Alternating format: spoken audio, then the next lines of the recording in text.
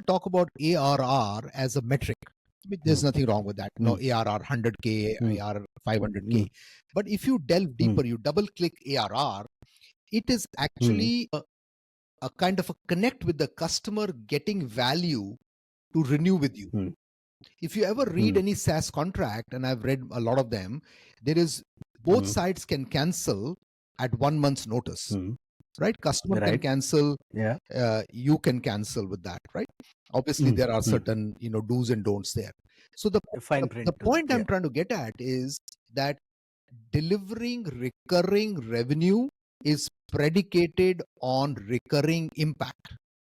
And this is a very important point, and I would like to highlight it, is that that when you are going into a particular customer, whichever might be, whether it's B2B, B2C, B2B2C, doesn't really matter in the sense, there is a recurring impact you have to make to the customer for them to be able to retain you.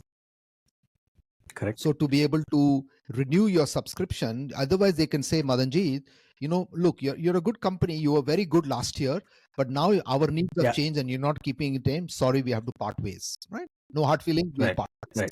Whereas the whole idea is that has to be a recurring impact. For us to do this is a fundamental shift in the way we think about a transaction.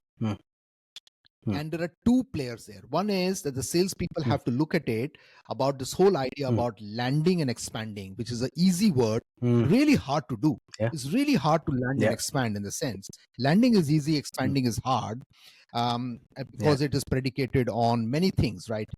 Different business units to be brought in, different users to be brought in, scaling, different subsidiaries, etc.